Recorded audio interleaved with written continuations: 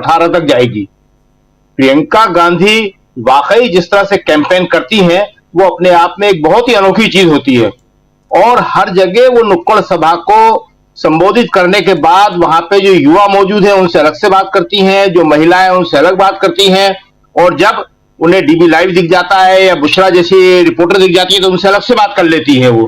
तो ये सारी खूबियां जो हैं ये प्रियंका में हैं, और वाकई बुशरा ने सही कहा कि ऐसी चीजें और किसी नेता में देखने को नहीं मिलती हैं। अब एक दूसरी बात हम करना चाहेंगे वो है केजरीवाल की। देखिए, केजरीवाल का आज जो बेल हुआ है वो मोदी सरकार के ऊपर एक बहुत बड़ा झटका है। और जो अभी आप बता रहे थे कि ईडी ने इनका विरोध किया बहुत ज्यादा, लेकिन ईडी से ज्यादा विरोध तो मीडिया ने किया है। और अभी भी जो मीडिया जो है, गोदी मीडिया जिसे कहते हैं, वो तिलमिलाया हुआ है कि केजरीवाल को बेल कैसे मिल गई। केजरीवाल की बेल अपने आप में एक बहुत बड़ा संकेत है, और वो संकेत है हालात के बदलने का। देखिए, चीजें बहुत तेजी के साथ बदलती जा रही हैं। पहला फेज, दूसरा फेज, तीसरा फेज। न केवल केजरीवाल को बेल मिली, बल्कि आप देख रहे हैं कि संदेश खाली में जो महिलाएं थी जिन्होंने आरोप लगाए थे वो तेजी के साथ बदल रही हैं, और वो कह रही हैं कि बीजेपी वालों ने हमारे नाम से झूठी एफआईआर की, हमें तो बाद में मालूम पड़ा। इसी तरह आप देख रहे हैं जो आज राहुल ने कहा भी कि प्रधानमंत्री अंबानी अडानी का नाम ले रहे हैं। तो ये जो सारी चीजें हैं ये इस बात का संकेत है कि अब चुनाव पलट गया है। और केजरीवाल को जो बेल मिली है उसकी एक खास बात है कि 1 जून तक है वो। 1 जून को वाराणसी में चुनाव हो रहा है, लास्ट फेज का चुनाव। उसके बाद उन्हें वापस कोर्ट में जाके बताना है कि मैं आ गया हूं। तो ये सारा का सारा चुनाव जो है अब एक नई शक्ल ले चुका है, जिसमें मोदी जी बिल्कुल डिफेंसिव पे चले गए हैं, और कांग्रेस और इंडिया गठबंधन बहुत तेजी के साथ आगे बढ़ रहा है जी। तेजस्वी का आप देख रहे हैं कि जैसे प्रियंका कर रही है इतनी नुक्कड़ सभाएं, तेजस्वी बड़ी बड़ी सभाएं कर रहे हैं, क्योंकि तेजस्वी का इलाका पूरा बिहार है, उन्हें पूरा बिहार देखना पड़ रहा है। और उनकी पीठ में दर्द के बावजूद, डॉक्टरों के मना करने के बावजूद, वो बैट्समैन जो है क्रीज पर डटा हुआ है। तेजस्वी को हमने बहुत, जब छोटे थे तब से उन्हें नेशनल स्टेडियम में प्रैक्टिस करते हुए देखा है। बहुत अच्छे बैट्समैन थे, आज भी अच्छे बैट्समैन हैं। तो वो जो है मैच को, जिसे कहते हैं कि क्रिकेट में बड़ा बैट्समैन वो होता है जो फिनिश करके आए, फिनिशर। तो वो फिनिशर बन रहे हैं, और ये अपने आप में एक बहुत बड़ी बात है। एक छोटी सी बात और बता दें, उसका खत्म करते हैं कि जो हम जिक्र कर रहे थे कि चीजें किस तरह से बदल रही हैं, उसका एक और उदाहरण इंदौर से मिल रहा है। अक्षय बम, कांग्रेस के प्रत्याशी जो आज बीजेपी में चले गए हैं, और इसलिए चले गए थे कि उनको अपनी गिरफ्तारी का डर था, उनके खिलाफ बड़ी धाराएं लगाई जा रही थी। तो पहले कोर्ट ने बड़ी धाराओं को वापस छोटी में करने से मना कर दिया, और आज उनके नाम से गिरफ्तारी वारंट इशू हो गए। अक्षय बम नहीं, अक्षय बम के पिताजी के भी। इसे कहते हैं गुनाहे बेलज्जत, कि गुनाह भी किया और उसमें कोई मजा भी नहीं आया। तो अक्षय बम जो है, उनकी सारी मेहनत जो है बेकार चली गई है। तो ये चुनाव पलटने के बहुत बड़े बड़े संकेत हैं, और जनता इसको समझ रही है। जी राजीव जी। जी बिल्कुल बिल्कुल, दोबारा आता हूं शकील जी आपके पास जल्दी से। राहुल, शकील जी, देखिए, अभी आपने चार्जशीट का जिक्र किया, तो एक और चार्जशीट जो है आज दाखिल हुई है। दबदबा है, दबदबा रहेगा। पीएम ने भी मान लिया, लेकिन जनता मानने को तैयार नहीं है। ब्रजभूषण शरण सिंह के खिलाफ पुलिस ने जो चार्जशीट दाखिल की है उसमें उनके ऊपर शील भंग का आरोप लगाया है, महिला उत्पीड़न का आरोप लगाया है, बहुत गंभीर आरोप। और उनके बेटे को मोदी जी ने टिकट दिया है। तो ये चुनाव जो है अब पूरी की पूरी इन चीजों पे चला गया कि एक तरफ मोदी जी हैं जो जनता की, किसी नैतिकता की, किसी कानून की परवाह नहीं कर रहे हैं, और दूसरी तरफ एक इंडिया गठबंधन है जो जनता की आवाज उठा रहा है, बेरोजगारी की, महंगाई की। आप देखिए कि सुप्रीम कोर्ट ने क्या कहा है केजरीवाल जी के लिए, जिसको लेके ये गोदी मीडिया बहुत चर्चा कर रहा है कि वो दफ्तर नहीं जाएंगे। बहुत चर्चा कर रहा है कि साहब बाहर आ गए, दफ्तर तो जा ही नहीं पाएंगे। अरे भाई, दफ्तर तो हमारे प्रधानमंत्री जी भी नहीं जाते हैं, नहीं जाएंगे तो क्या हो जाएगा। एक छोटे से राज्य के, केंद्र शासित राज्य के मुख्यमंत्री हैं केजरीवाल जी, तो वो तो पूरे देश के हैं, जो विश्वगुरु है, वो दफ्तर नहीं जाते हैं। तो इस तरह की बातें बनाने से अब कोई फायदा होने वाला नहीं है। वो कहते हैं ना, एक हमें याद आ रहा है बहुत बड़े शायर मीर का शेर, जिनके लिए गालिब ने भी कहा था, कहते हैं पिछले जमाने में कोई मीर भी था, गालिब साहब भी उन्हें मानते थे, कि उल्टी पड़ गई सब तदबीरें, कुछ न दवा ने काम किया। वीडियो डाउन हो गया है शायद शकील जी का। बहुत शानदार शेर कह रहे थे और वीडियो डाउन, दवा भी काम नहीं कर रही है और जी दोबारा जरा आखिर काम तबाह किया। कीजिए जरा, आपका वीडियो डाउन हो गया था शकील जी, रिपीट कीजिए प्लीज। उल्टी पड़ गई सब तदबीरें, उल्टी पड़ गई सब तदबीरें, कुछ न दवा ने काम किया। आखिर हाय इस बीमार दिल ने आखिर काम तमाम किया। उल्टी पड़ गई सब तदबीरें, तदबीरें उपाय, सारे उपाय उल्टे पड़ते चले जा रहे, संदेश खाली उल्टा पड़ गया एकदम। और अभी आप जिक्र कर रहे थे कहां का चुनाव बचे, पश्चिम बंगाल में 42 सीटें हैं, सिर्फ 10 पे चुनाव हुए हैं, 32 पे चुनाव होना है। और बशीरहाट जो लोकसभा चुनाव है जिसमें संदेश खाली आता है, वहां भी चुनाव होना है। महिलाएं पलट रही हैं आरोप लगाने वाली कि नहीं, झूठ बुलवाया गया था हमसे, लालच दिया गया था हमको। ईडी का खेल आप देख रहे हैं, पूरी तरह फेल हो गया। पहले संजय सिंह को बेल देना पड़ी, अरविंद केजरीवाल, और आप देखेंगे कि हेमंत सोरेन जो झारखंड के मुख्यमंत्री थे वो भी बाहर आएंगे। और आपने आज दिखाया ये, कई बार दिखाया ये, अभी भी आप दिखा रहे हैं स्क्रीन के ऊपर केजरीवाल का।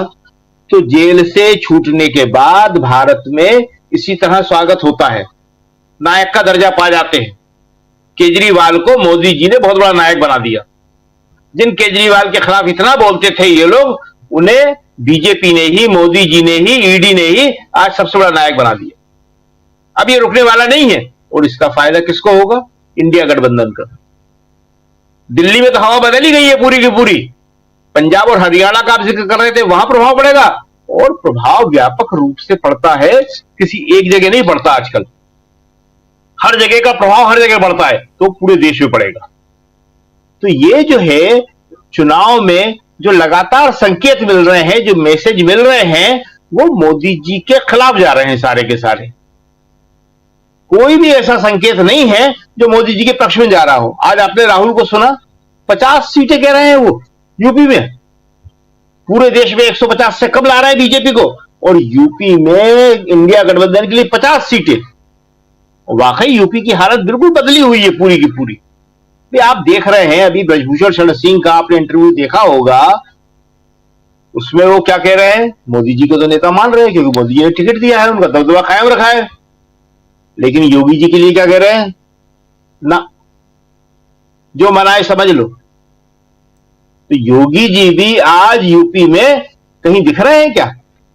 पिछले चुनावों में, विधानसभा चुनावों में, देश के दूसरी जगह चुनावों में जितना प्रचार मोदी जी को मिलता था, मीडिया में जितना जगह मोदी जी को मिलती थी, उतनी योगी जी को, कई बार योगी जी को उससे भी ज्यादा। क्या इस 2024 के लोकसभा चुनाव में आप मीडिया का, चाहे टीवी का कर लीजिए, चाहे अखबारों का कर लीजिए, चाहे सोशल मीडिया कर लीजिए, कहीं पे भी मोदी जी के मुकाबले योगी जी को जगह मिल रही है? कहीं नहीं है।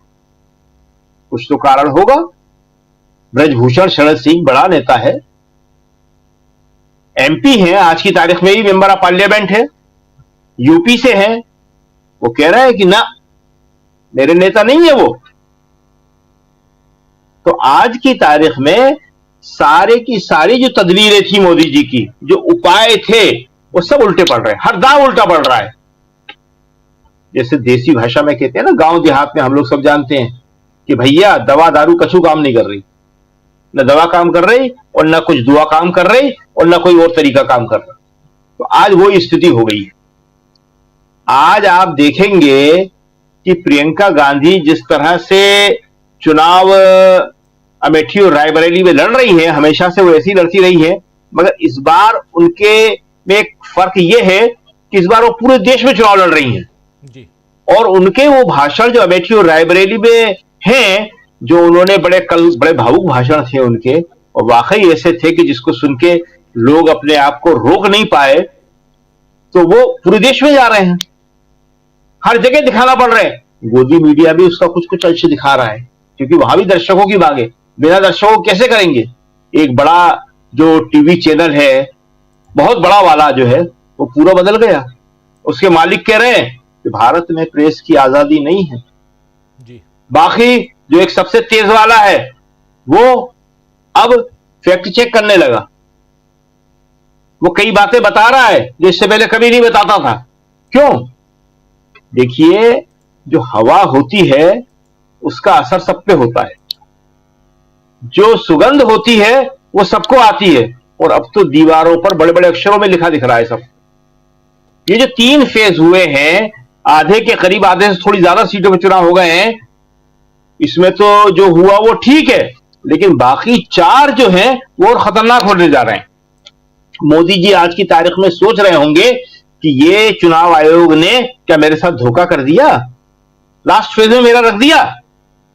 लास्ट फेज तक जाते जाते क्या हालत होगी। ये 1 जून जो है, अरविंद केजरीवाल को जो बेल दी गई है 1 जून तक, 1 जून तक वो काम करेंगे बराबर, और 1 जून को शाम को 6 बजे तक मतदान हो जाएगा वाराणसी का। उसके बाद जाना है उनको सरेंडर करने। और जो आप बता रहे थे जाना भी है कि नहीं, ये भी अभी सुप्रीम कोर्ट फैसला करेगा। जी। तो 1 जून तक तो बहुत कुछ होने वाला है। तो आज की तारीख में हम ये कह सकते हैं कि मोदी जी जो है वो बैकफुट पे चले गए हैं। इंडिया गठबंधन फ्रंट फुट पे आके खेल रहा है, और मैच का नतीजा क्या होगा ये तो अभी बात की बात है। लेकिन चुनाव आयोग को अब बिल्कुल सावधान, होशियार होना पड़ेगा। आज इंडिया गठबंधन का प्रतिनिधि बदल गया ना चुनाव आयोग, यही बता दें हम आपको लास्ट बात।